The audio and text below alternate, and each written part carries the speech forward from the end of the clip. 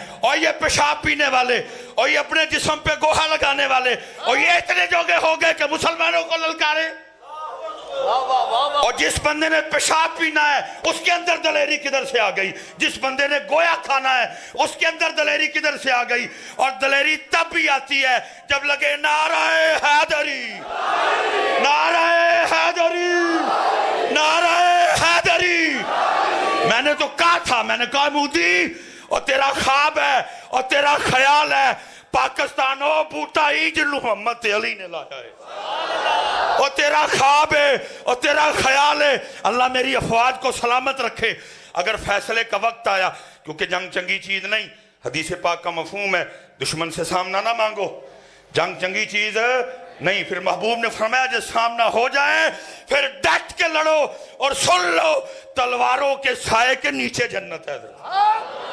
ہاں جی، میں کہوں گا جنرل صاحب، سپاہ سالار صاحب، اللہ سب کو اپنی امان میں رکھے.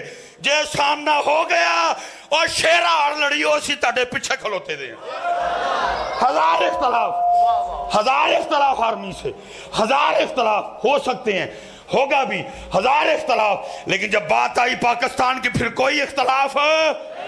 جنرل صاحب، سپاہ سالار صاحب، ایک صوفی بولے آجے، آج صوفیاں دا خادم بولے آجے جے وقت آیا تو مودی دا منہ پواشڑیو وہ یعنی دسیو علی والے ہوندے کے میں دینے وہ یعنی دسیو الجہاد الجہاد دونوں ہاتھوں کو اٹھا کر الجہاد الجہاد الجہاد الجہاد پاکستان پاکستان پاکستان پاک فوج پاک فوج زندہ باد. پاک فوج.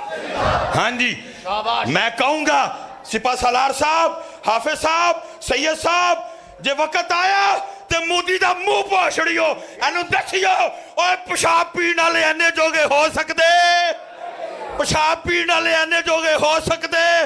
میں تو حضرت عالم تخیل میں اکثر سوچتا ہوں اور وہ کیسا منظر ہوگا جب مسلمان مودی کو بیڑیاں لگا کھلائیں گے.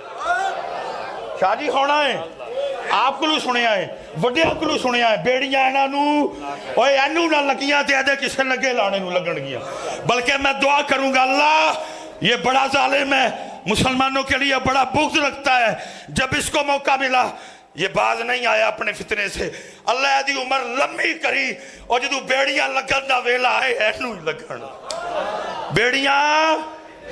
ہاں جی، افواج پاکستان اللہ آپ کو سلامت رکھے.